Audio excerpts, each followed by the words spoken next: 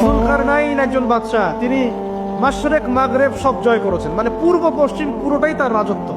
এত দাপট ছিল সেই বাদশার যে যেদিক দিয়ে যাবে সেনাবাহিনী নিয়ে সেদিকটাই জয় করে ফেলবে। সুবহানাল্লাহ। এবং তিনি উদ্ধত অহংকারী ছিলেন না, তিনি আল্লাহর অনুগত বান্দা ছিলেন। একটা কওমের মধ্যে গেলেন, সেই কওমটা ছিল পাহাড়ের মাঝখানে, দুই পাহাড়ের মাঝখানে। এখন ওই কওম তাকে বলছে, ইয়া যুলকারনাইন, হে যুলকারনাইন, ইন্না ইয়াজুজ মুফসিদুনা ফিল আরদ। ভালো করে বোঝেন, হে যুলকারনাইন, নিশ্চয়ই ইয়াজুজ এই দুই শ্রেণীর মাখলুক, তারা পৃথিবীতে ফাসাদ সৃষ্টি করে বেড়াচ্ছে। কি করছে? সারা পৃথিবীতে ফাসাদ সৃষ্টি করে বেড়াচ্ছে। ফাহাল নাজআলু লাকা খরজান আলা আন তাজআলা বাইনানা ওয়া বাইনাহুম সাদ্দা। হে যুলকারনাইন, আমরা কি আপনাকে ট্যাক্স দিব, কর দিব, যে আপনি ওদের আর আমাদের মাঝখানে একটা প্রাচীর নির্মাণ করে দিবেন, যে ওরা আমাদের কাছে আর আসতে পারবে না? কারা এটা? ইয়াজুজ। এই ইয়াজকে যুলকারনাইন আলাইহিস সালাম তিনি প্রাচীর নির্মাণ করে দিলেন লোহা এবং এই যে তামা দিয়ে। এরপর তারা আর ওই কওমের ক্ষতি করতে পারলো না। কিয়ামতের আগে আগে তারা বের হয়ে আসবে এবং সারা বিশ্বে ফাসাদ সৃষ্টি করবে। এখনো তারা বের হয়ে আসছে, আমি সেটা বলছি না, কিন্তু এখন পুরো বৈশ্বিক প্রেক্ষাপটে যারা বিশ্বে ফাসাদ সৃষ্টি করে বেড়াচ্ছে, এদের মধ্যে এই খাসলত আছে, চরিত্র আছে। দেখবেন ওই দিকে ইউক্রেনকে ব্যস্ত রেখেছে রাশিয়ার এগেনস্টে এবং নিউক্লিয়ার যুদ্ধ বাঁধানোর পায়তারা করছে। এটা অলমোস্ট আমাদের ঘরের কোনায় চলে এসেছে। নকিং অ্যাট দ্য ডোর বলে একটা কথা আছে ইংরেজিতে, একদম ঘরের কোনায়। যে কোনো মুহূর্তে দেখবেন ওয়ার্ল্ডে একটা ম্যাসাকার সৃষ্টি হয়ে গেছে। ওইদিকে তাইওয়ানকে ব্যস্ত রেখেছে চায়নার এগেনস্টে, এদিকে দেখবেন যে ইরাকে ব্যস্ত রেখেছে এই কন্টিনেন্টকে ISIS দিয়ে। ঠিক আছে, বাংলাদেশকেও ব্যস্ত রাখার চেষ্টা করছে মায়ানমারকে দিয়ে, দেখছেন না? তো পুরো বিশ্ব জুড়ে এদের এজেন্ডা হচ্ছে সারা বিশ্বে আমরা ফাসাদ সৃষ্টি করে মানব জাতিকে কমিয়ে ফেলবো, মুসলিমদেরকে ধ্বংস করব, মুসলিম যুবকদেরকে দেখাবো, ওদেরকে মাদক খাওয়াবো, ওদের মধ্যে জেনা, অশ্লীলতা, পরকীয়া ছড়িয়ে দিব, হ্যাঁ, এবং মহামারী ছড়িয়ে দিব, দিয়ে মুসলিম জনসমষ্টিকে কমিয়ে নিয়ে আপোষে ক্রন্দলে লাগিয়ে দিয়ে আস্তে আস্তে আমরা বিশ্বে শাসন করতে হবে, এদেরকে ডমিনেট করবে। এবং এই এজেন্ডা বাস্তবায়নের দিকে তারা এগিয়ে যাচ্ছে সুকৌশলে। আর আমরা কি করছি ভাই? আমরা শুধু কাজ যতটুকু না করছি তার চেয়ে বেশি আমরা আয়ু আশা শোডাউন করছি। দেখেন, বেশিরভাগ মানুষ আমাদের নামাজের খবর নাই, বেশিরভাগ মানুষ তাজকি আত্মশুদ্ধির খবর নাই, ভালো আলেমের কাছে এসে পড়ে থাকবে কোনো খবর নাই, কোরআন পড়া শিখবে এসবের খবর নাই। যেগুলো করলে কোনো সমস্যা হয় না বা অল্প পরিশ্রমে করা যায়, ওই যে ঘরের মধ্যে শুয়ে শুয়ে ফেসবুকে 2 লাইন লেখা যায়, খুব সহজ, লিখলেন আবার শুয়ে গেলেন, কোনো সমস্যা নাই। কোনো কনস্ট্রাকটিভ সুদূর প্রসারী কাজ আমাদের হচ্ছে না। যেটা হচ্ছে এটা প্রয়োজনের তুলনায় নিতান্তই নগণ্য। এই কারণে আমাদের যারা দিন, আমরা যারা বুঝি, যাদের মধ্যে ইসলামের চেতনা আছে, ইসলামকে ভালোবাসি, আমরা যারা চাই দিন এগিয়ে যাক, আমাদের কনস্ট্রাকটিভ কাজ করতে হবে, মানে সুদূর প্রসারী কাজ করতে হবে। শৈথিল্যতাবাদীও হবেন না, আবার চরমপন্থীও হবেন না, মধ্যমপন্থী হয়ে ইসলামকে, কোরআনকে এবং হাদিসকে হাতে নিয়ে উম্মার ঐক্যের স্বার্থে, দেশ জাতি জনগণের ঐক্যের স্বার্থে এগিয়ে যান। আল্লাহ পাক আপনাদের হাতকে শক্তিশালী করুন, দোয়া করি। এখানে খুবই স্মার্ট হতে হবে এবং বেসিক কাজগুলো খুব বেশি করে করতে হবে। বেসিক কাজ কি ভাই? বেসিক কাজ হচ্ছে আপনার নামাজ, বেসিক কাজ আপনাকে কোরআন শিখতে হবে, বেসিক কাজ আপনাকে আরবি শিখতে হবে, বেসিক কাজ আপনি যেখানে পড়াশোনা করছেন এই পড়াশোনা করে ওই জ্ঞানটাকে দিয়ে ইসলামের খেদমতে আপনাকে কল্যাণে কাজ করতে হবে। বেসিক কাজ যেখানে আপনাকে আল্লাহ পাক দায়িত্ব দিবেন সেখান থেকেই আপনাকে দিনের খেদমত করতে হবে। ডক্টর হন, দিনের খেদমত করেন, ইঞ্জিনিয়ার হন, দিনের খেদমত করেন, পলিটিশিয়ান হন, কোনো আপত্তি নাই, আমরা আপনাকে ভোট দিব ইনশাল্লাহ, আমরা আপনাকেই ভোট দিব ইনশাল্লাহ। আপনি ওখানে গিয়ে দিনের খেদমত করেন, আল্লাহ পাক তৌফিক দান করুন। কথা কি বুঝতে পারছেন? ইসলাম ক্ষমতা জোর করে আদায় করে নেওয়ার জন্য আসে নাই। আবু যার রাদিয়াল্লাহু আনহু কি বলছেন জানেন? আবু যার রাদিয়াল্লাহু আনহুকে নবী সাল্লাল্লাহু আলাইহি ওয়াসাল্লাম বলছেন, আবু যার, তুমি দায়িত্ব চেয়ে নিও না, কারণ যদি তুমি দায়িত্ব চেয়ে নাও তখন আল্লাহর পক্ষ থেকে তোমাকে সাহায্য করা হবে না, আর যদি মানুষ তোমাকে দায়িত্ব দেয় আল্লাহ তোমাকে সাহায্য করবে ইনশাআল্লাহ। কত চমৎকার সিস্টেম ইসলামে। আর এখন আমরা কি করি? আমাকে দেন, ও ভালো না আমি ভালো, ওরা সব খারাপ আমি ভালো। বুঝতে পারছেন না কিয়ামতের মাঠে কি কঠিন হিসাবটা দিতে হবে। আল্লাহ পাক আপনাদেরকে বোঝার তৌফিক দান করুন। এগুলো কল্যাণকর নয়, আপনার জন্য অকল্যাণ হতে পারে। তবে হ্যাঁ, যদি আপনার মধ্যে ঈমান থাকে, আপনার মধ্যে যোগ্যতা থাকে, অবশ্যই আপনি দায়িত্ব চেয়ে নেবেন এবং ইনশাআল্লাহ তখন আমরা আপনাকে দায়িত্ব দিব আমরা আপনাকে ভোট দিব, আপনি জনগণের শাসন কার্য পরিচালনা করবেন, আল্লাহ আপনার হাতকে শক্তিশালী করবেন। আল্লাহ পাক আমাদের নিচু থেকে উঁচু মহলের সবাইকে হেদায়েত দান করুন, দোয়া করি। ইসলাম কারো শত্রু নয়। মুসলিমের রক্ত ঝরানোর জন্যে, কল্লা কাটার জন্য আমরা কিন্তু পৃথিবীতে আসি নাই। আমরা আমাদের আসল শত্রুদেরকে চিনতে ভুল করেছি। এই কারণে আমরা আপোষে হানাহানি কাটাকাটির মধ্যে লিপ্ত আছি। এই যে সামনে যে কি হবে আল্লাহ ভালো জানেন। দেখবেন কত মানুষ যে মুসলিম মারামারি করে মারা যাবে, আল্লাহ ভালো জানেন। এগুলো কাম্য নয়। আল্লাহ পাক আমাদেরকে বোঝার তৌফিক দান করুন। দেখুন ভাই, এই যুগের কথা বলতে গিয়ে এখানে আসলাম। ওই যে জুলকারনাইন যে ইয়াজুজ মাজুজের কথা বললো, এখনকার বিশ্ব যারা পরিচালনা করে দেখবেন তাদের মধ্যে ওই ফাসাদ সৃষ্টি করাটাই খাসলতটা থেকেই গেছে। সারা বিশ্বেরা ফাসাদ সৃষ্টি করছে। আমি কিন্তু বলিনি এরাই ইয়াজুজ মাজুজ, কথাকে আবার অন্যদিকে নিয়ে যায় না। আমি কিন্তু এই কথা বলি নাই। আমি বলছি তাদের মধ্যে এই চরিত্র দেখা যায়। এই যুগ সেই যুগ যখন আপনি মাদককে হালাল করে নিচ্ছেন, রিবাকে হালাল করে নিচ্ছেন, বেহায়াপনাকে হালাল করে নিচ্ছেন, কাপড় খোলাকে হালাল করে নিচ্ছেন। আপনি মুসলিম হয়েও দেখবেন শিরকে লিপ্ত আছেন। সুন্নতের লেবাস আছে কিন্তু আকীদার মধ্যে বেদাত থেকে গেছে। আপনি মুসলিম হয়ে হালাল হারাম রিজিকের পরোয়া করছেন না, দিনের বেসিক জিনিসগুলো শিখছেন না। আল্লাহ পাক এই যুগের ফিতনাগুলো থেকে আমাদের মুসলিমদেরকে হেফাজত করুন, আমিন। মুসলিমরা আজকে শিরিক করছে অনেক ক্ষেত্রেই। দেখবেন হাতে একটা এই যে বালা পরে আছে, খুলে না। কেন খোলেন না ভাই? বলে যে এটা খুললে যদি রোগ হয়। রোগ দেওয়ার মালিক কে? ওই বালা না আল্লাহ? এই যে আপনার বিশ্বাস জন্মে নিয়েছে, এই যে বিশ্বাসটা জন্মিয়েছে আপনার হাতের উপরে, এই বালার উপরে, এটাই শিরক, এটাই শিরক। যদি আপনি বিশ্বাস করেন যে এটা হাতে থাকলে আপনি সুস্থ থাকবেন, হাত থেকে খুলে পড়ে গেলে আপনি আর বাঁচবেন না। এই যে কল্যাণ অকল্যাণের মালিক আপনি কাকে করলেন? ওই বালাকে করেছেন, আল্লাহকে করেন নাই। এখানে শিরক হয়ে গেছে, খুবই সূক্ষ্ম শিরক।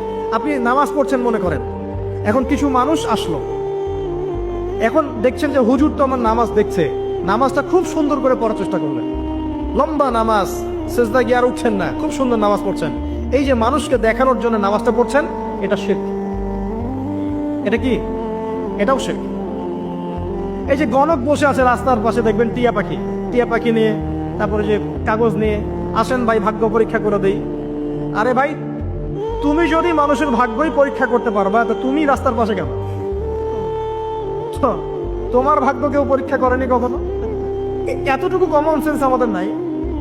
ও যদি আমার ভালো মন্দ করতে পারে বা ভবিষ্যৎ বলতে পারে, তাহলে ও রাস্তার পাশে বসে আছে কিছু? ওর তো প্রাইম মিনিস্টার হওয়ার কথা, এখন ওর তো ইলেকশন করার কথা। তো দেখেন, এই যে ওখানে গিয়ে আমরা কি করি, ভাই আমার হাতটা দেখে দেন, ভাই আমার অতীত বলে দেন, ভবিষ্যৎ বলে দেন। এবং এগুলো দিন দিন বাড়ছে, কিন্তু এই রাশিফল, কবিরাজি, গণকি, এগুলো দিন দিন বাড়ছে। এবং আমি লক্ষ্য করছি দিন দিন আরেকটা জিনিসও বাড়ছে, সেটা হলো জাদুবিদ্যার চর্চা করা। এবং গ্রামে গঞ্জে কুফুরি বাড়ছে না? কুফুরি করা, তাবিজ করা, বিচ্ছেদ করা, স্বামী স্ত্রীর বিচ্ছেদ করা, মেয়েকে বশ করা, সন্তানকে বশ করা বাড়ছে না? সবই শিরক, এগুলো সবই কুফুরি। এগুলো মুসলিমরা করছে না। মুসলিমরা এসব শিরকে লিপ্ত আছে বলেই তো অন্তর কঠিন হয়ে গেছে। ফাকাসাত কুলুবুহুম, তাদের অন্তর কঠিন হয়ে গেছে। তো একটা হাদিস বলে এখানে খালি, নবী সাল্লাল্লাহু আলাইহি ওয়াসাল্লাম বলছেন, যদি কেউ কোনো গণকের কাছে যায়, গিয়ে বলে দেখেন তো আমার হাতটা একটু, ও কিন্তু বিশ্বাস করে না যে এ ভবিষ্যৎ বলতে পারে, খালি এমনি বলেছে একটু দেখেন তো, বলার সাথে সাথেই 40 দিনের নামাজ কবুল হবে না। আর যদি তার বলা কথায় বিশ্বাস করে যে হ্যাঁ তোমার ভবিষ্যৎ খুব ভালো, তুমি চাকরি পাবা, এটা করবা সেটা করবা, এবং সে বিশ্বাস করলো হ্যাঁ এটাই হবে, তখন নবী সাল্লাল্লাহু আলাইহি ওয়াসাল্লাম বলছেন সে যেন আল্লাহর পক্ষ থেকে যা নাজিল হয়েছে, মানে এই যে কোরআনুল কারীম, এই কোরআনকে যেন সে অস্বীকার করলো, মানে কুফরি করলো। এগুলো আমরা করছি না ভাই?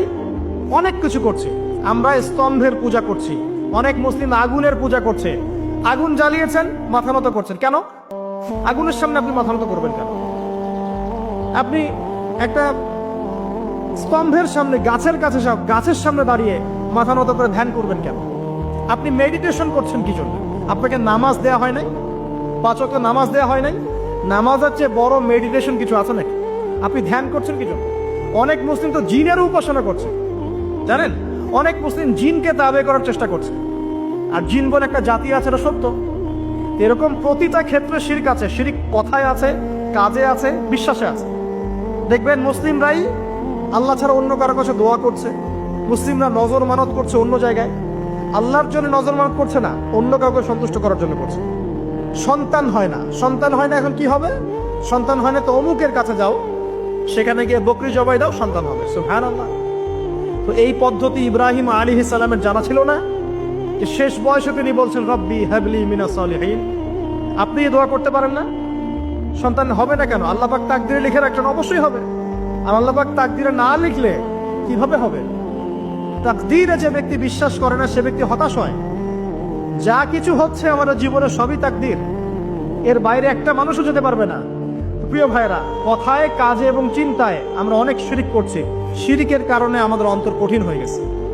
আরো কেন কঠিন হচ্ছে? বেদাত। আমল করছেন নবীর সুন্নত মানার জায়গায় অন্য কিছু আপনি করছেন, এমন এমন কিছু আমল করছেন যেগুলোর সাথে রাসূলের সুন্নতের কোনো সম্পর্ক নাই এবং সাহাবীদের সুন্নতেরও কোনো সম্পর্ক নেই। এই ক্ষেত্রে গিয়ে আপনি বেদাত করছেন, বেদাত করে অন্তর কঠিন হয়ে যাচ্ছে। অন্তর কঠিন হওয়ার একটা বড় কারণ হচ্ছে হারাম রিজিক। যখন আপনি হারাম রিজিকে যাচ্ছেন, সুদ, ঘুষ, আপনার দুর্নীতি, আপনার এই যে অন্যের সম্পদ আত্মসাৎ করা, হালাল হারামের পরোয়া না করা, এই রিজিক দিয়ে যখন আপনি আপনার দেহ, রক্ত, মাংস গঠিত হচ্ছে, আপনার কলবটা শক্ত হয়ে যাচ্ছে। আমি কি বুঝাতে পারছি না? হারাম রিজিক যখন আপনার শরীরে ঢুকছে, অন্তরটা শক্ত হয়ে যাচ্ছে। একটা হাদিস যথেষ্ট। আল্লাহ রাসূল বলেছেন, ইন্নাল্লাহা তাইয়্যিব লা ইকবালু ইল্লা তাইয়্যিব। আল্লাহ পাক পবিত্র সত্তা, তিনি পবিত্র ছাড়া কবুল করেন না। আপনি 10টা হজ করে আসেন, চুরির টাকা দিয়ে, ডাকাতির টাকা দিয়ে, আত্মসাতের টাকা দিয়ে, দুর্নীতির টাকা দিয়ে, যদি কবুল হয় তাহলে কোরআন সুন্নাহ মিথ্যা হয়ে যাবে। নাউযুবিল্লাহ। কথা কি বুঝতে পারছেন না? আল্লাহ রাব্বুল আলামিন বলছেন আল্লাহ পাক পবিত্র, পবিত্র ছাড়া কবুল করেন না। হারাম রিজিক দিয়ে ইবাদত কবুল হয় না। আমরা ওই যে রংপুর অঞ্চলে একবার ওই যে হারাগাছ একটা অঞ্চল আছে না, সেখানে গিয়েছিলাম। সেখানে মাশাআল্লাহ আবার বিড়ির অনেক ফ্যাক্টরি আছে। কিসের? বিড়ি তো হালাল নাকি? তামাক তো হালাল নাকি? তো সেখানে বিড়ি ফ্যাক্টরির অনেক মালিক আছে এবং তারা মসজিদ কমিটির অনেক দায়িত্বপ্রাপ্ত আর কি। মুসলিমদের গায়রত্ব এখন নাই, মুসলিমরা এদেরকে আবার মসজিদ কমিটির সদস্যও বানিয়েছে। তো এখন মসজিদ কমিটিতে এসে তার প্রভাবে আর ইমাম সাহেব টিকতে পারে না। দুইজন বলে নামাজের পর হাত তুলে দোয়া করতে হবে, দুইজন বলে করা যাবে না। ঠিক আছে, এই নিয়ে ক্যাচাল। এই ক্যাচাল হতে হতে দেখা গেল এক পর্যায়ে মারামারি পর্যন্ত হয়েছে। মসজিদ ভাগ হয়েছে, মারামারিও হয়েছে। তো সেখানে আমাকে দাওয়াত করেছিল যে ওয়াজ করার জন্য। তো দোয়া করার কথা বলছে। তাই বললাম দোয়া করে লাভ কি? দোয়া করলেই বাকি, না করলেই বাকি, রিজিকটাই তো হারাম। আপনি তো তামাকের টাকা খাচ্ছেন, তামাক। আপনি মাদকের টাকা খাচ্ছেন, এটা কি হালাল না হারাম? তো হারাম টাকা দিয়ে হাত তুলে দোয়া করলেই কি, না করলেই কি? দোয়া তো উঠছে না উপরে। আগে হারাম রিজিক ছাড়েন, তারপর দোয়া করুন। তো রিজিক হারাম হওয়ার কারণে আমাদের কি হচ্ছে? অন্তরটা কি হচ্ছে ভাই? কঠিন হচ্ছে। ওই পাখির মতো আর মুক্ত আকাশে উঠতে পারবেন না। তারপরে সামনে যান, আরো কেন কঠিন হয়? বস্তুবাদিতা, দুনিয়া। সারাদিন দুনিয়ার ফিকির, দুনিয়ার চিন্তা, খাবো কি, পরবো কি, ব্যাংক ব্যালেন্স, টাকা পয়সা, স্ট্যাটাস, সারাটা দিন দুনিয়ার দুনিয়া। ঘুম থেকে ওঠা থেকে নিয়ে শুরু করে ঘুমানো পর্যন্ত খালি দুনিয়া। যারা দুনিয়ার নেশায় মত্ত হয়ে আছে, এদের অন্তরটা কঠিন হয়ে যায়। এই অন্তরটা পাখির মতো হতে পারবে না। ঠিক আছে কথা? যারা দুনিয়ার নেশায় মত্ত হয়ে আছেন, এই অন্তরটা কঠিন হয়ে যাবে, পাখির মতো হতে পারবে না। তারপর কি? আরো সামনে যান, দিনই জ্ঞান চর্চা না করা অন্তর কঠিন হওয়ার কারণ। আর কি কারণ? পাপ করা। পাপ যত বেশি আপনি পাপ করবেন, যত বেশি পড়বেন, যত বেশি মাদক খাবেন, যত বেশি জুয়া খেলবেন, যত বেশি অহেতুক সময় নষ্ট করবেন, যত বেশি আপনি অন্যের ক্ষতি করবেন, ঠিক আছে, নিরপরাধ মানুষের উপর নির্যাতন করবেন, যত বেশি আপনি পাপ করবেন, পাপ, এই পাপ করতে করতে করতে মানুষের অন্তর কঠিন হয়ে যায়। ইবনুল কাইয়্যিম রাহিমাহুল্লাহ বলেছেন যে পাপ করতে থাকলে মানুষের অন্তর কঠিন হয়ে যেতে থাকে এবং ইস্তেগফার আর জিকির করলে গিয়ে মানুষের অন্তর আবার নরম হতে থাকে। পাপের উপর পাপ করতে থাকলে মানুষের অন্তর কঠিন হতে থাকে। এ বিষয়ে রাসূলুল্লাহ সাল্লাল্লাহু আলাইহি ওয়াসাল্লাম বলেছেন, যখন মানুষ একটা পাপ করে কলবের মধ্যে একটা কালো দাগ পড়ে যায়, যখন আরো একটা পাপ করে আরেকটা কালো দাগ পড়ে যায়। এভাবে যখন পাপ করতেই থাকে তখন পুরো কলবটাই কালিমা পূর্ণ হয়ে যায়। এই অবস্থায় যদি সে তওবা করে, আল্লাহ পাক মাফ করে দিবেন। যদি এই অবস্থায় তার মৃত্যু হয়ে যায়, তার আত্মাটা থেকে দুর্গন্ধ বের হতে থাকে, যে আত্মাটা কবজ করতে পর্যন্ত মালাকুল মউত মানে ঘৃণা পোষণ করে। কথা কি বুঝতে পারছেন? যখন অন্তর পাপ করতে করতে কলুষিত হয়ে যাবে, ওয়াকাদ খাবা মান দাসাহা, যখন পাপ করতে করতে অন্তর কলুষিত হয়ে যাবে, তখন আপনার এই মালাকুল মউত পর্যন্ত ওই আত্মাটাকে বের করার সময় ঘৃণা করবে, দুর্গন্ধযুক্ত।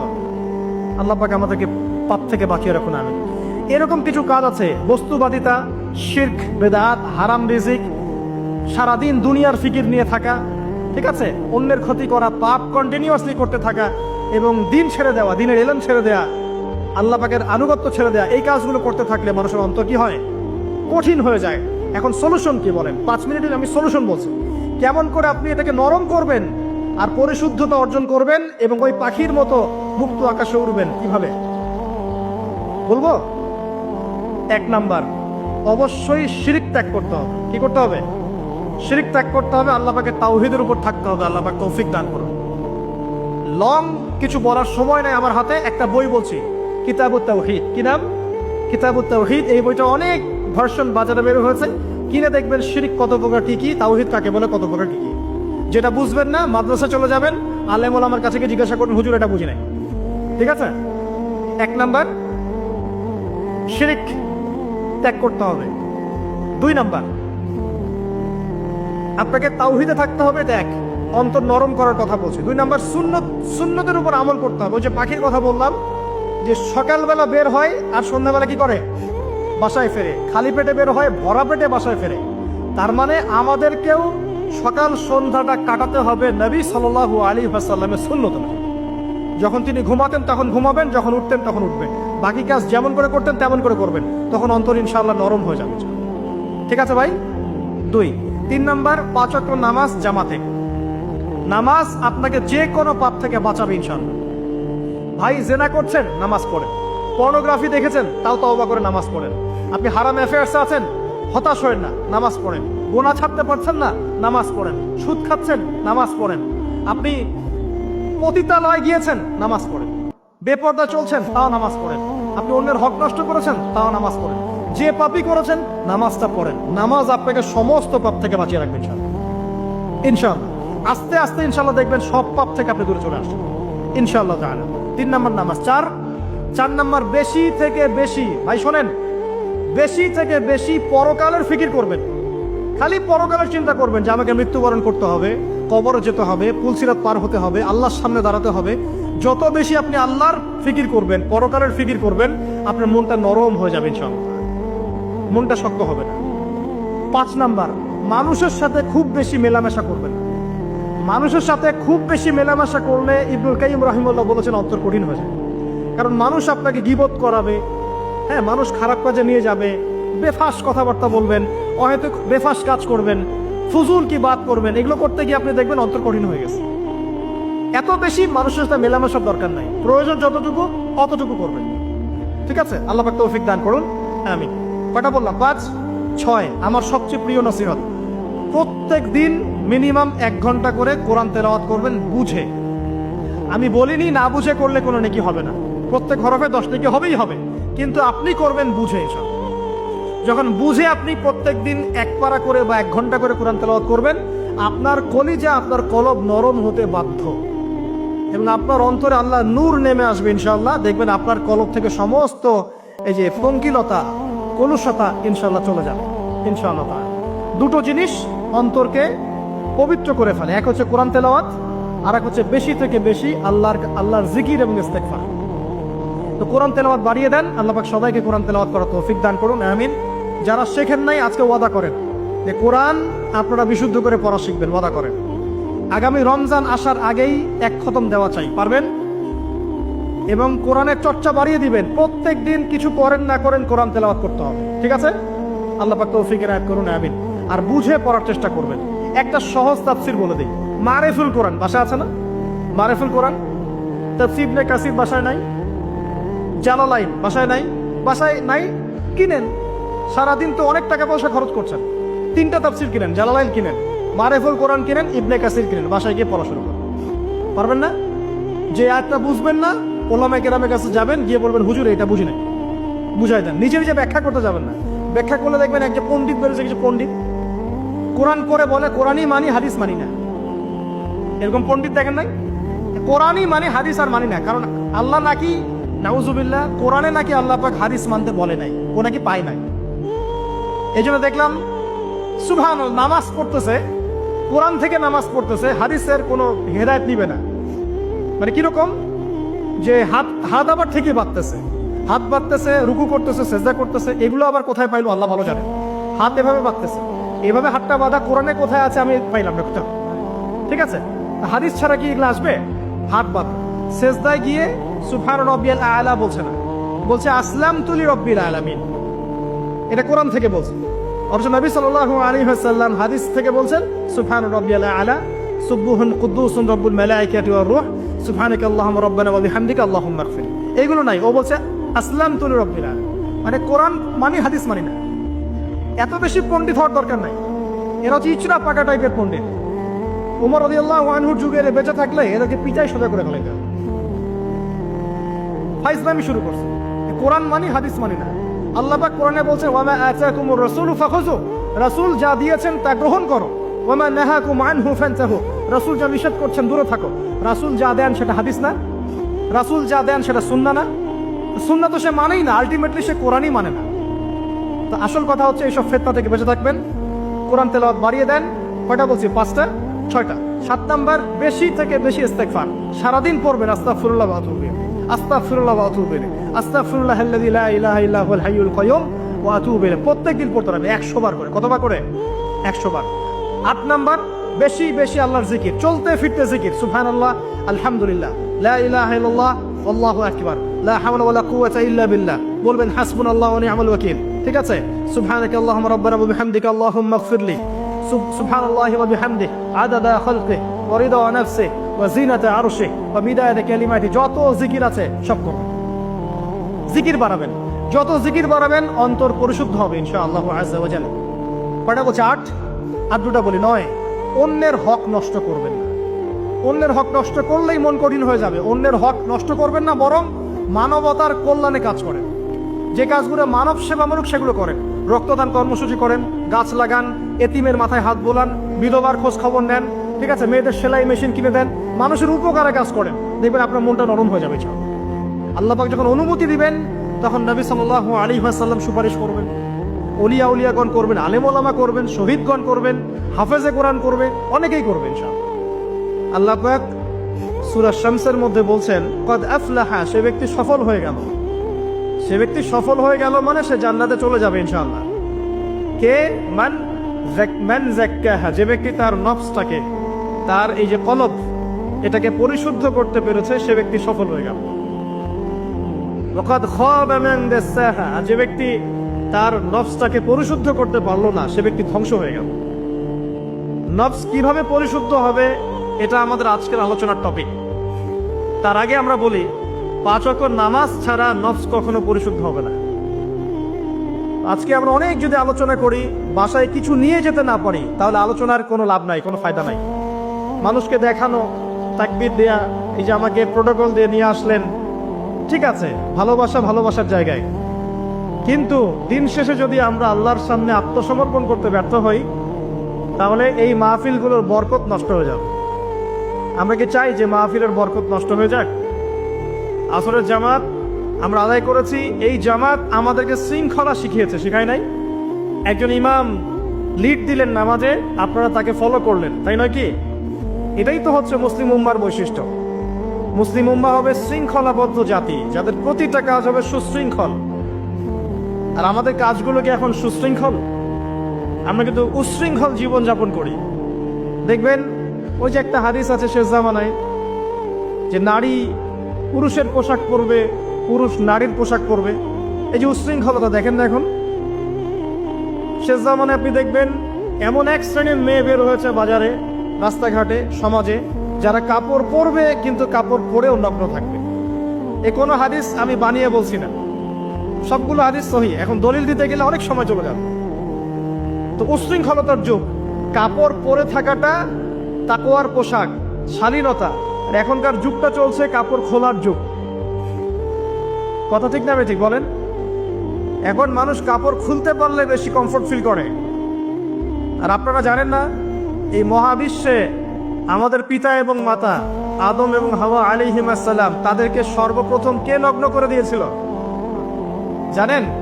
ফালাম্মা যাকাশ শাজারা, যখন আমাদের পিতা মাতা ওই গাছের কাছে চলে গেলেন। কোন গাছ? যেটা আল্লাহ পাক বলেছিলেন ফালা তাকরাবু হাযিহিশ শাজারা।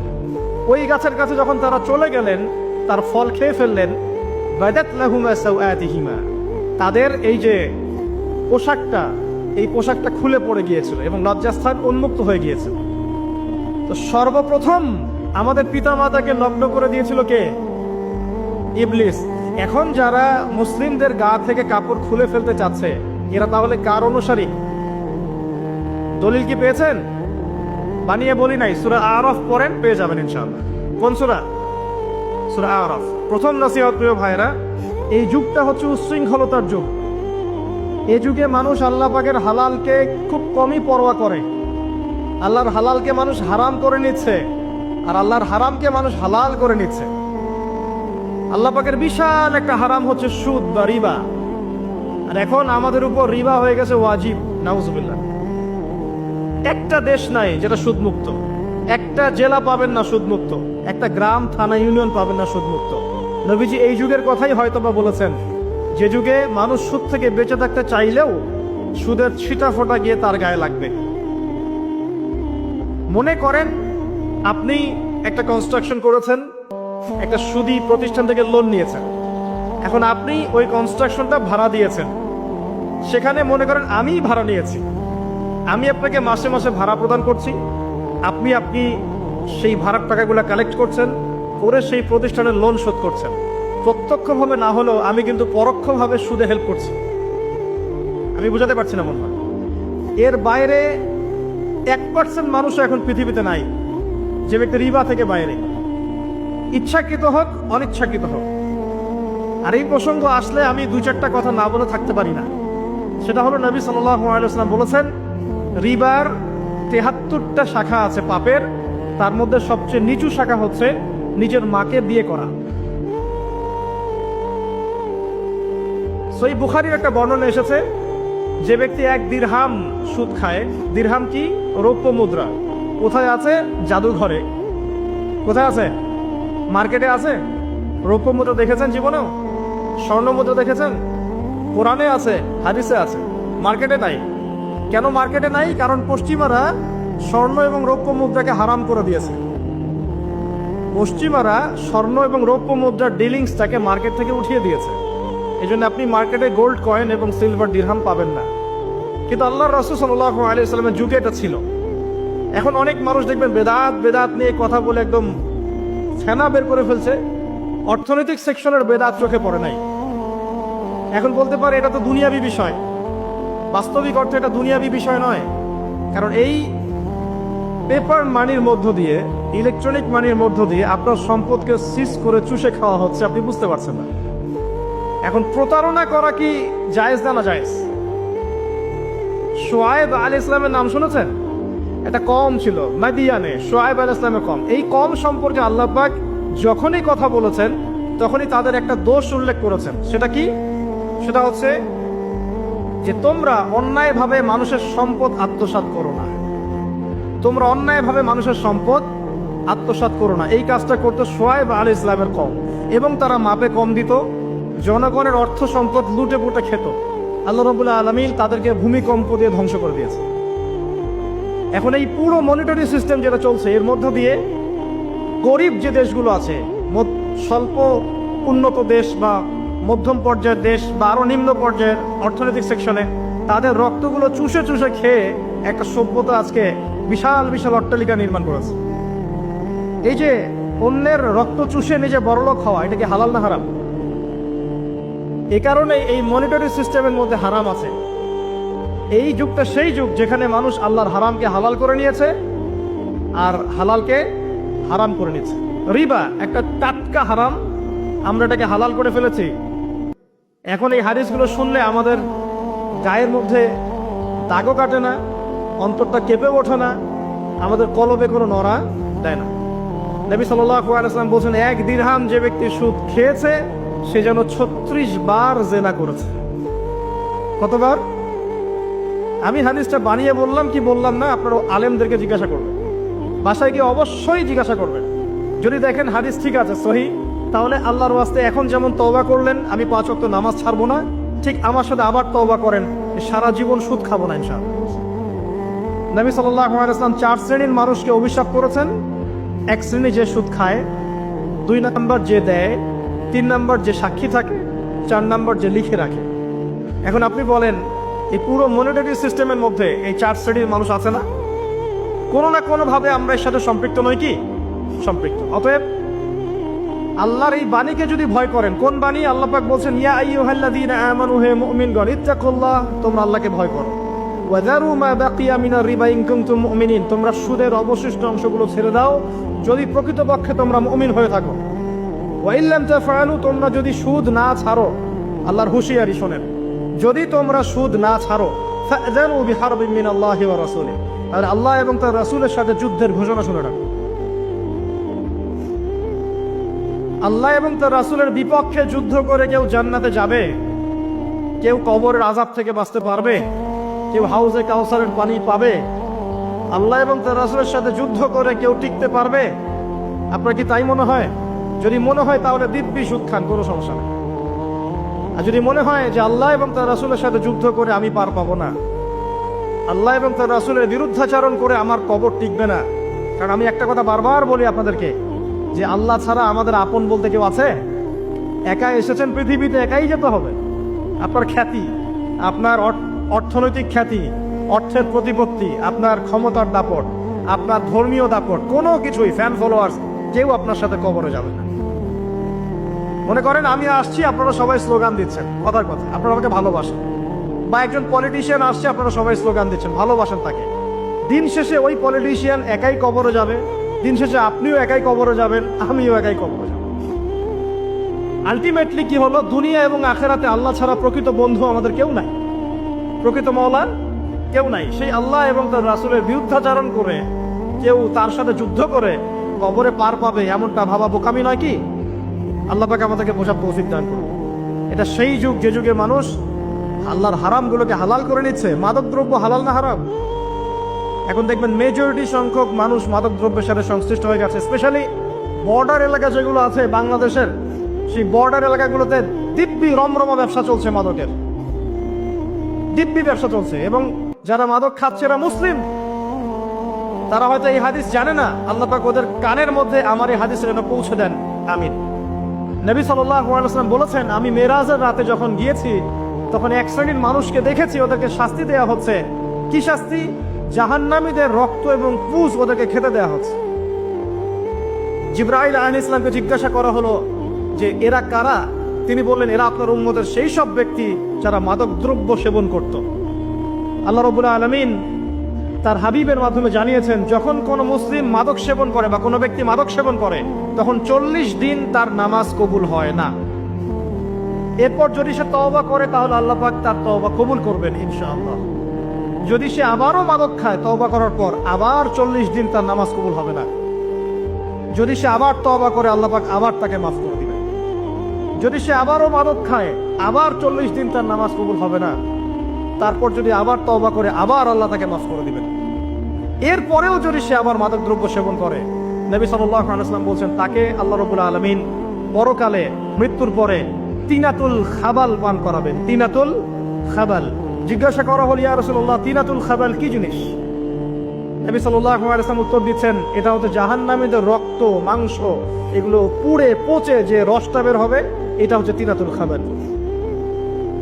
এই যে দুনিয়াতে যারা ওয়াইন খাচ্ছে, শ্যাম্পেইন, ওয়াইন, বিয়ার, তারপরে যে কি ভোদকা, হ্যাঁ, গাঁজা, হেরোইন, ফেন্সিডিল, ইয়াবা, একটা বিষয় শোনেন, কি কারণে আপনি সেখানে যাচ্ছেন? হতাশা, হতাশা, অথবা সঙ্গদোষ, অথবা পারিবারিক চাপ, অথবা যে গার্লফ্রেন্ড ছেড়ে চলে গেছে, এই তো বিষয়গুলো। কি কারণে মানুষ মাদকের কাছে যায়? কেন যায়? কারণটা কি? আমরা যখন ফিলোসফি পড়তাম তখন একটা তত্ত্ব পড়ানো হয়েছে আমাদেরকে। তত্ত্বটার নাম হচ্ছে কার্য-কারণ তত্ত্ব। মানে প্রত্যেকটা কাজের পিছনে একটা কারণ থাকে, ঠিক আছে? এই যে মুসলিমরা নামাজ পড়ে কেন? আল্লাহর জন্য। মুসলিমরা যাকাত দিবে কেন? আল্লাহকে সন্তুষ্ট করার জন্য। মুসলিমরা প্রতিটা কাজ কেন করে? পরকালের স্বার্থে। পরকালের স্বার্থ নাই, আমি নাই।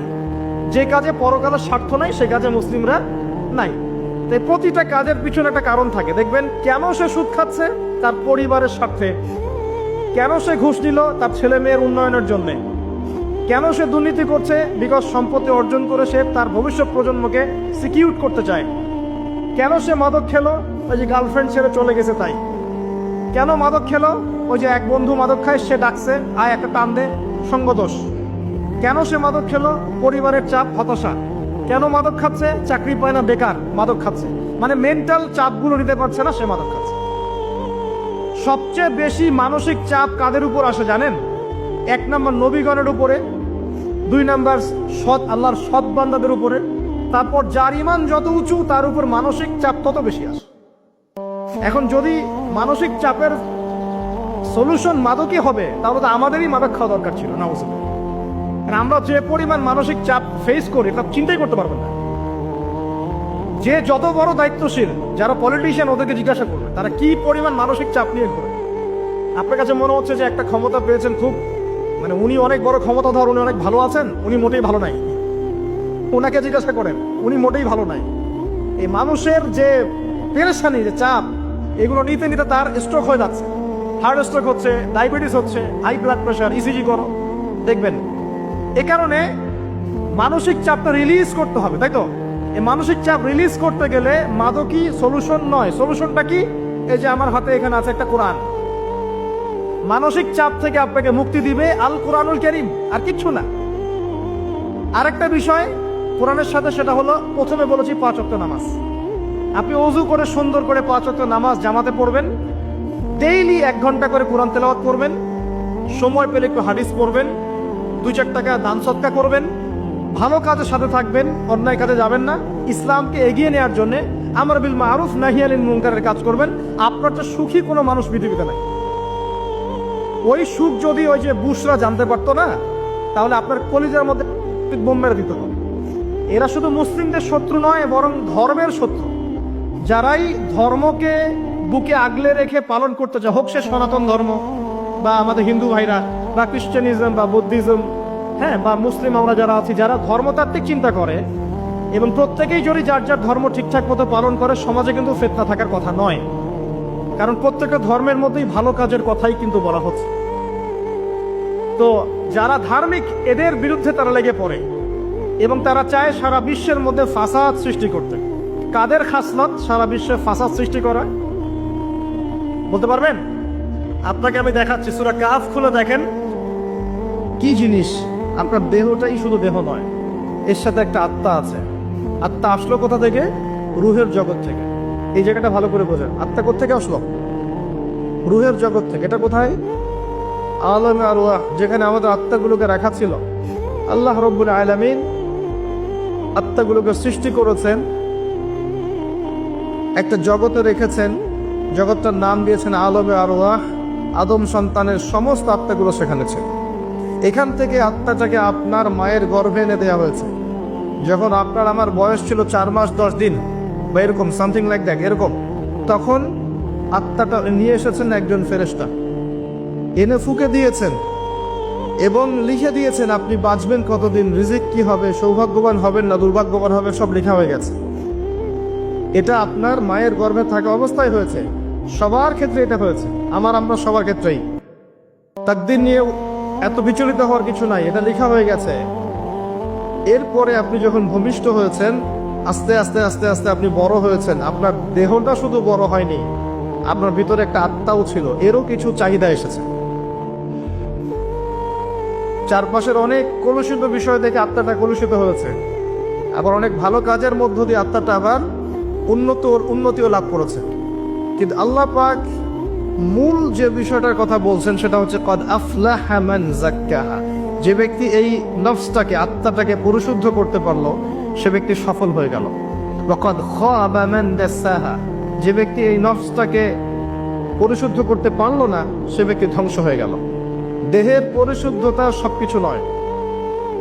দেহের যে ইবাদতগুলো আছে, আমাদের নামাজ, যাকাত দিচ্ছি, অর্থনৈতিক ইবাদত, নামাজ পড়ছি, ফিজিক্যাল ইবাদত, হজ করছি, উমরা করছি, রোজা রাখছি, এই ইবাদতগুলো পূর্ণতা পাবে না যতক্ষণ পর্যন্ত আত্মা পরিশুদ্ধ হচ্ছে না। আমার কথা কি বোঝা যায়? আত্মার মধ্যে যদি রিয়া থাকে, অহংকার থাকে, কুফর থাকে, শিরক থাকে, মোহ থাকে, দুনিয়ার ভোগ বিলাসের মত্ততার মোহ থাকে, আপনি এই আত্মা দিয়ে আপনি ইবাদত করতে পারবেন না। ইবাদত আপনার আপ টু দ্য মার্ক হবে না। আত্মার মধ্যে কিছু বিষয় আছে যেগুলো আপনার ইবাদতকে অনেক বাড়িয়ে দিবে, যেমন ঈমান কোথাকার বিষয়, দেহের না আত্মার।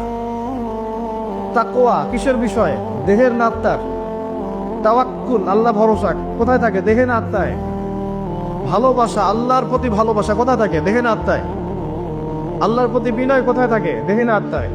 আল্লাহর ভয় কোথায় থাকে, দেহে না আত্মায়। সবকিছু আত্মাকেন্দ্রিক। ঈমান, তাওহীদ, আপনার মোহাব্বত, তাওয়াক্কুল, তাওয়াজু, প্রতিটা বিষয় কার সাথে সম্পর্কিত, আত্মার সাথে। আবার এই আত্মার মধ্যে যদি আপনি নিয়ে আসেন রিয়া, অহংকার, হিংসা, বিদ্বেষ, এই বিষয়গুলো চলে আসে, আল্লাহ দ্রোহিতা, কুফর, আত্মাটা নষ্ট হয়ে যাবে। ওই আত্মা দিয়ে দেহের ইবাদত তখন কবুল হচ্ছে না। তাহলে মূল বিষয়টা কি, আত্মার পরিশুদ্ধি। এটা আল্লাহ পাক বলছেন আলাইকুম আনফুসাকুম, তোমরা প্রত্যেকে নিজ নিজ নফসকে ঠিক করো। এখন কি কি করলে আপনার নফস ঠিক হতে পারে, সবগুলো এক লেকচারে বলা সম্ভব নয়। এই জায়গায় মনোযোগ দিয়ে শোনে, কয়েকটা খালি টিপস বলবো কি কি কাজ করলে আপনার আত্মা পরিশুদ্ধ হতে পারে। এটা সবচেয়ে ইম্পর্টেন্ট কাজ এখন মুসলিম উম্মার। এক নাম্বার কাজ হচ্ছে আপনাকে তাওহীদ বুঝতে হবে, শিরক থেকে দূরে থাকতে হবে। এক নাম্বার কাজ, যে কথাটা আমি প্রথমে বলেছিলাম। 2 নাম্বার হচ্ছে রাসূলুল্লাহ সাল্লাল্লাহু আলাইহি ওয়াসাল্লামের সুন্নাহর উপর নিয়মিত আমল করতে হবে, অন্য কোনো আদর্শ গ্রহণ করা যাবে না। দৈনিক যে সুন্নাহগুলো আছে এই সুন্নাহগুলো অ্যাপ্লাই করতে হবে। আমি প্রফেটিক লাইফস্টাইল নিয়ে আরও লেকচার দিয়েছি, ওখানে পাবেন। ঘুমানো থেকে শুরু করে একদম সকাল থেকে রাত পুরো জীবনটাকে আপনি কিভাবে সুন্নাহ মাফিক কাটাতে পারেন এই বিষয়ে অনেক লেকচারও আছে, বইপত্র আছে, পড়ে নেবেন। আজকে ওই দিকে আমি কথা বলছি না, এতটুকু বলবো প্রতিটা কাজ মুহাম্মদ সাল্লাল্লাহু আলাইহি ওয়াসাল্লামের সুন্নাহ মাফিক করলে পরে আপনার পুরো জীবনটাই হবে ইবাদত। এই জন্যই আল্লাহ পাক আপনাকে সৃষ্টি করেছেন, ওয়া মা খালাকতুল জিন্না ওয়াল ইনসা ইল্লা লিয়াবুদুন। এটাই হচ্ছে সেই আয়াতের ব্যাখ্যা। আর আমরা আল্লাহর ভালোবাসা পেতে চাইলে তার রাসূলকে অনুসরণ করতেই হবে, আদারওয়াইজ অন্য কোনোভাবে আমরা তার ভালোবাসা পাবো না।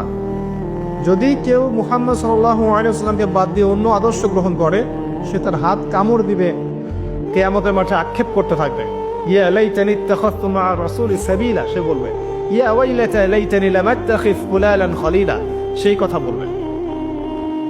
এটা 2 নাম্বার। 3 নাম্বার হচ্ছে কোরআন এবং সুন্নাহ এমন মানুষের কাছে গিয়ে শেখা, এটা বেশি ইম্পর্টেন্ট। প্রথমে তাওহীদ, তারপর সুন্নাত, এরপর হচ্ছে সোহবত।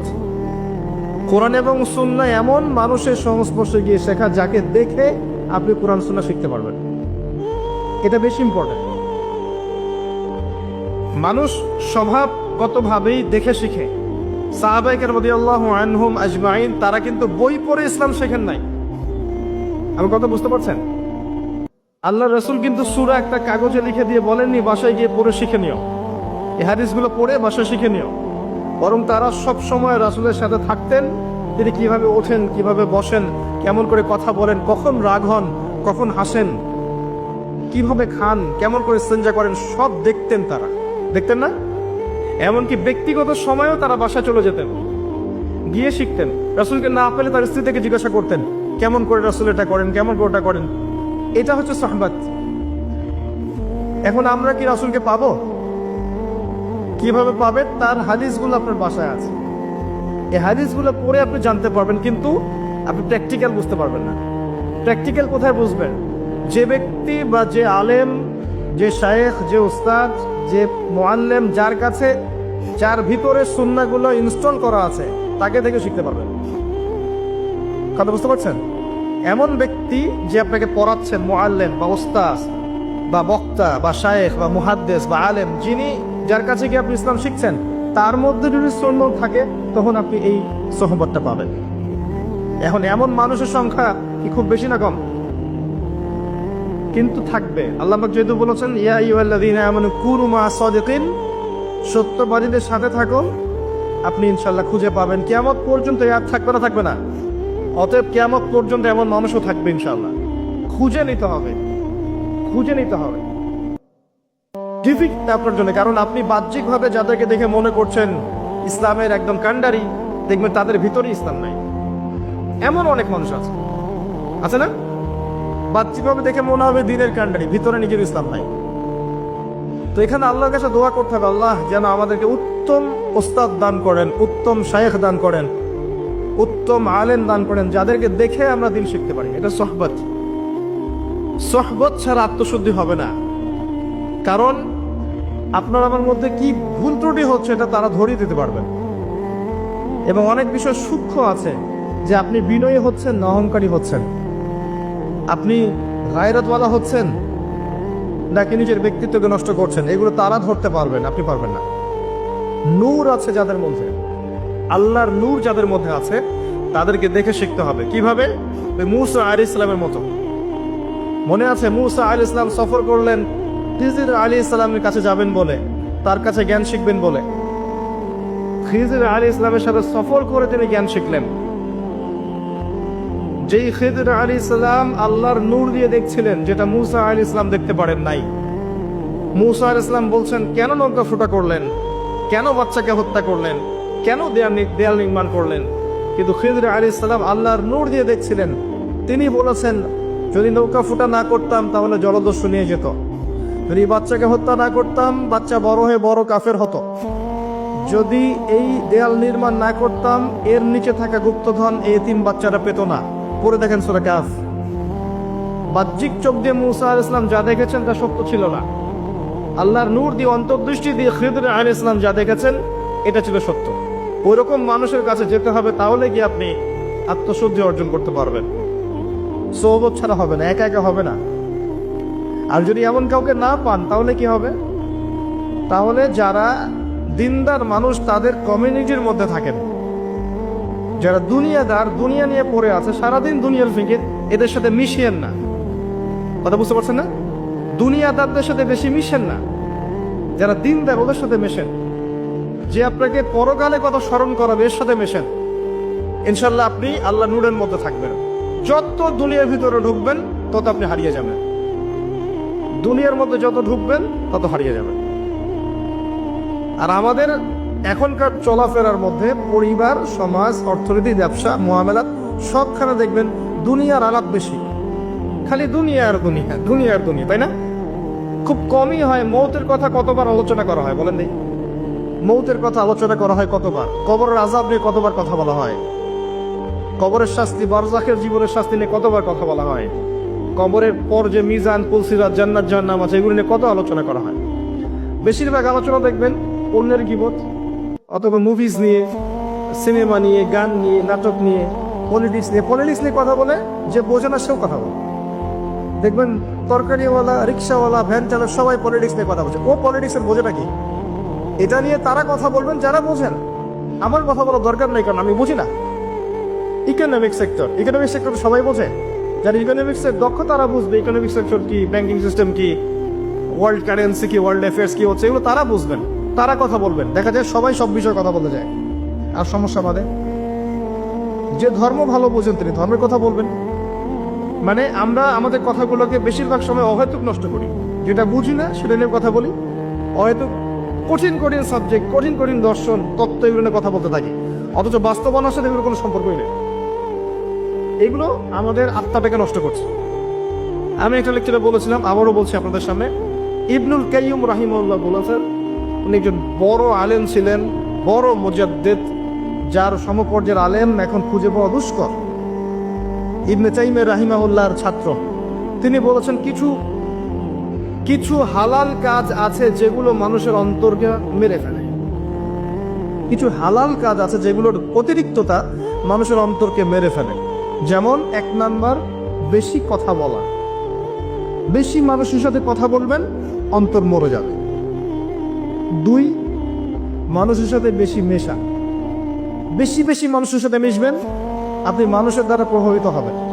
আর বেশিরভাগ মানুষ যেহেতু অজ্ঞ হবে এবং খারাপ হবে, আপনার ভেতরে খারাপই ঢুকে যাবে। 3 নাম্বার, বেশি খাওয়া। যারা বেশি খায় এদের কলব মরে যায়। আর মাশাআল্লাহ এখন দেখা যায় এরকম চেয়ারে বসে এমন অনেকেই কথা বলি যারা ভুঁড়ির ভারে হাঁটতে পারে না। কথা কি বুঝতে পারছেন? এই চেয়ারে বসা মানুষের তো ভুঁড়ি থাকার কথা না। এটা তো সুন্নত নয়।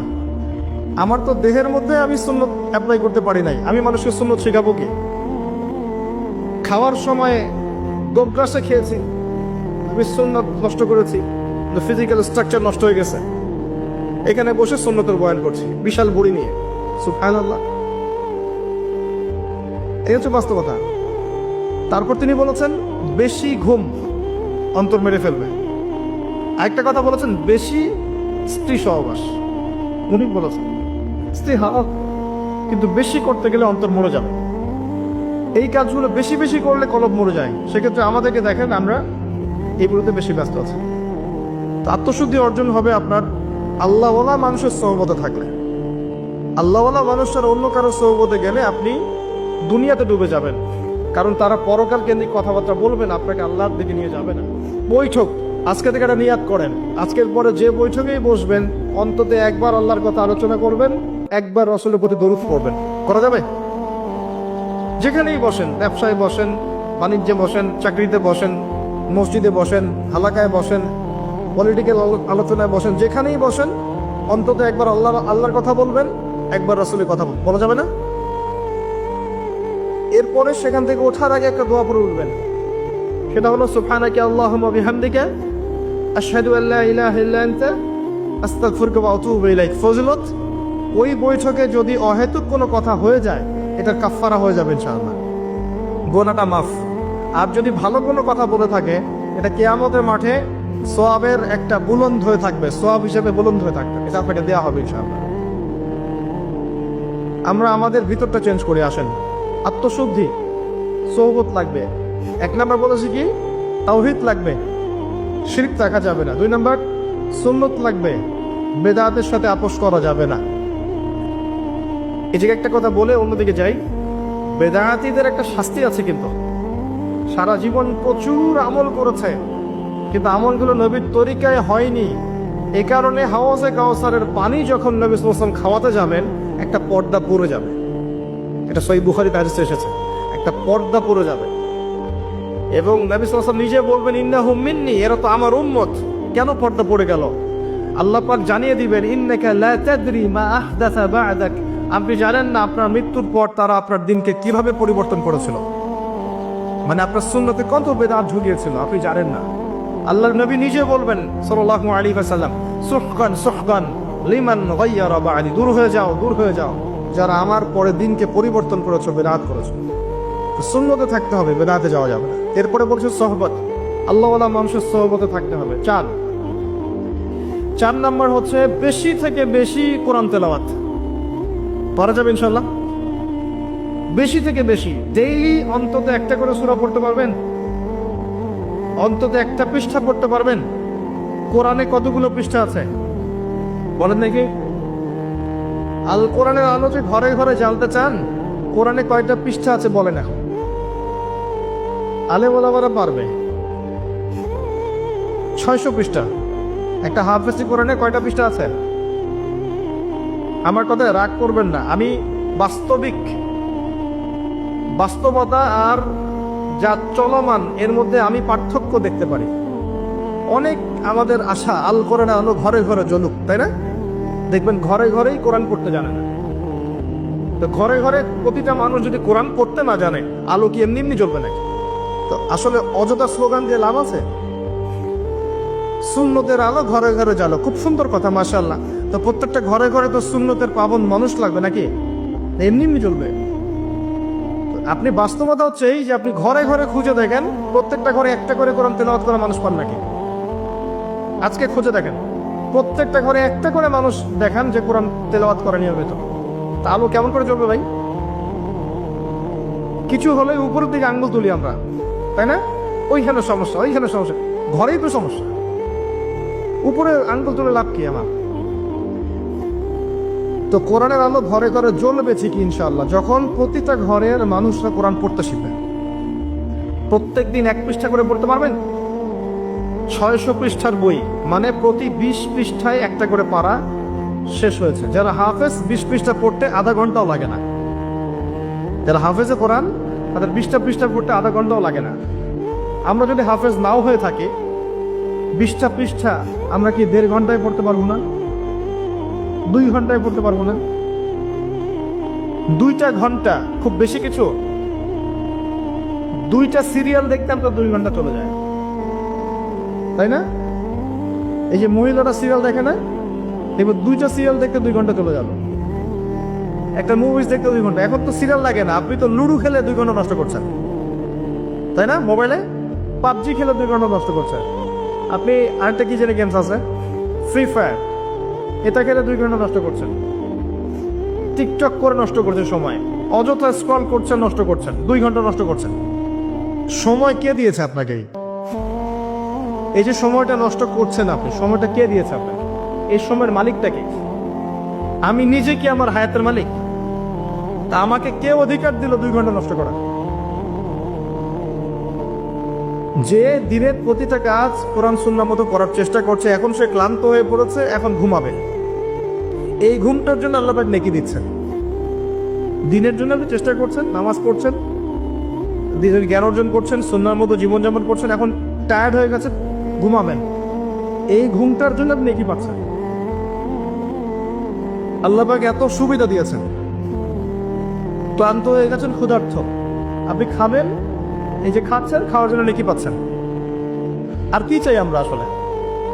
এখন প্রবৃত্তির তাড়না আছে, একটা প্রবৃত্তির তাড়না আছে, স্ত্রীর কাছে যেতে হবে, গিয়েছেন, আপনি আপনার প্রবৃত্তির তাড়না মিটিয়েছেন, আপনি নেকি পাচ্ছেন। আর কি চাই আমরা মানুষ হিসেবে?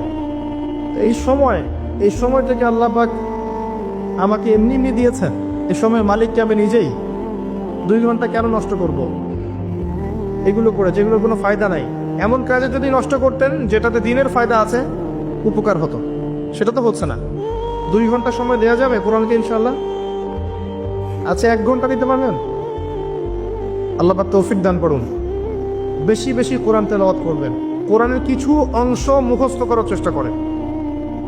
কোরআন তেলাওয়াত করলে আপনি প্রত্যেক হরফে 10 নেকি পাবেন। কোরআন আপনার পক্ষে সুপারিশ করবে। পৃথিবীর শ্রেষ্ঠ মানুষদের মধ্যে আপনি একজন, যে নিজে কোরআন পড়ে এবং অন্যকে শেখায়। সূরা বাকারা, আল ইমরান আপনার পক্ষে সুপারিশ করবে। সূরা মুলক আপনাকে কবরের আযাব থেকে বাঁচাবে। সূরা ইয়াসিন পড়েন, আপনার কোরআনের কলিজা, হাজত পূরণ হয়ে যাবে ইনশাআল্লাহ। সূরা ওয়াকিয়া পড়েন, আপনার দারিদ্রতা দূর হয়ে যাবে ইনশাআল্লাহ। সূরা ইখলাস পড়েন, অর্ধেক 3 বার পড়েন, ইনশাআল্লাহ কোরআন খতমের নেকি পাবেন। সূরা ফালাক, নাস পড়েন, আপনাকে আল্লাহ পাক দৃশ্য অদৃশ্যের সমস্ত বিপদ আপদ থেকে বাঁচাবেন ইনশাআল্লাহ। সূরা কাহফ পড়েন, আল্লাহ আপনাকে মাসিহুদ দাজ্জাল থেকেও বাঁচাবেন ইনশাআল্লাহ। কোরআনকে সময় দেন, অর্থটা বোঝার চেষ্টা করেন, কিছু অংশ হিফজ করেন। যেমন সূরা বাকারার প্রথম 5টা আয়াত মুখস্থ করেন, সূরা বাকারার 255 নম্বর আয়াতটা মুখস্থ করেন, আয়াতুল কুরসি মুখস্থ করেন। সূরা বাকারার শেষের 3টা আয়াত মুখস্থ করেন, লিল্লাহি মা ফিস সামাওয়াতি থেকে ফানসুরনা আলাল কওমিল কাফিরিন পর্যন্ত মুখস্থ করেন। সূরা মুলক মুখস্থ করেন। সূরা কাহফের প্রথম 10 শেষ 10 আয়াত মুখস্থ করেন। সূরা আলে ইমরানের শেষের 10 আয়াত মুখস্থ করেন। সূরা আর রহমান মুখস্থ করেন। সূরা ইয়াসিন মুখস্থ করেন। ফালাক, নাস, ইখলাস, কাফিরুন এগুলো মুখস্থ করেন। পারবেন না? সারা জীবন কত বই পড়েছেন ভাই, ম্যাথামেটিক্সের সূত্র পড়েছেন, ফিজিক্সের, কেমিস্ট্রির, বায়োলজির কঠিন কঠিন টার্মস পড়েছেন, ইকোনমিক্স পড়ছেন, কঠিন সাবজেক্ট। অনেকে পলিটিক্যাল সায়েন্স পড়েন, কঠিন সাবজেক্ট। আইআরএ পড়েন, ইন্টারন্যাশনাল রিলেশনশিপস, কঠিন সাবজেক্ট। বিবিএ করছেন, এমবিএ করছেন, কত সাবজেক্ট পড়ছেন, মেডিকেল সায়েন্স পড়ছেন, দাঁত ভাঙা শব্দগুলো পড়ছেন, মুখস্থ করছেন। এক একটা ডেফিনেশন মুখস্থ করতে দাঁত ভেঙে যায়, কিন্তু কোরআনের এই 100-200 আয়াত মুখস্থ করার তৌফিক হবে না।